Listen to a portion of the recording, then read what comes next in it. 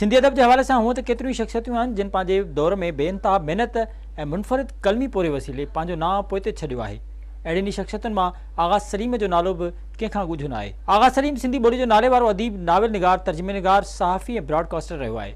संदसि वॾो कारनामो शाह लतीफ़ जे रिसाले जो उर्दू तर्जुमो आहे। सिंधी ॿोली जे हिन नाले वारे अदीब आगा सलीम जो असुलु नालो आगा ख़ालिद सलीम हो। हू 7 अप्रैल 1935 ईस्वी ते सिंध जे सुहिणे शहर शिकारपुर जे किड़ी अता मोहम्मद पाड़े में आगा अब्दुल करीम जे घर में ॼाओ। आगा सलीम शुरूआती तालीम शिकारपुर मां ई पिराई, जॾहिं ते मैट्रिक हैदराबाद ऐं इंटरमीडिएट लाहौर मां ऐं BA सिंध यूनिवर्सिटी जामशोरे मां कई। आगा सलीम हिकु ब्रॉडकास्टर जी हैसियत सां पाकिस्तान जे मुख़्तलिफ़ रेडियो स्टेशननि ते पंहिंजा फ़र्ज़ निभाईंदो रहियो ऐं प्रोग्राम मैनेजर खां तरक़ी कंदो स्टेशन डायरेक्टर जे उहिदे ते पहुतो। ब्रॉडकास्टिंग वारी नौकरी खां रिटायरमेंट वठण खां पोइ हू सहाफ़त जे मैदान में लही पियो।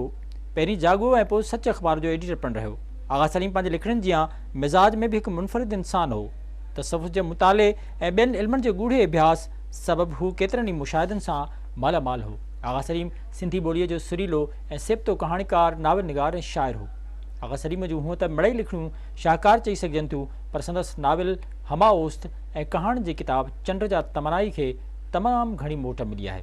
आगा सलीम न रुगो कहाणियूं नाविल लिखिया, पर हुन पंहिंजे जज़्बनि जो इज़हार शाइरी वसीले पिणु कयो। आगा सलीम तहक़ीक़ जे मैदान में बि पोथियो कोन हो।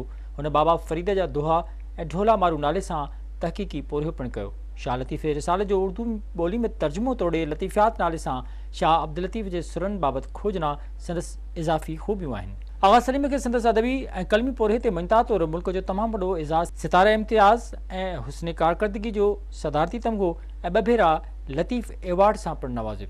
सिंध जो ही बहिगुणो लेखक, अदीब, शाइर ऐं ॾाहो 81 वरहनि जी ॼमार में 12 अप्रैल 2016 ईस्वी ते कराची में लाॾाणो करे पियो। संदसि कयल कलमी पोरियो अॼु बि ईंदड़ नसलुनि लाइ नयूं राहूं खोले थो।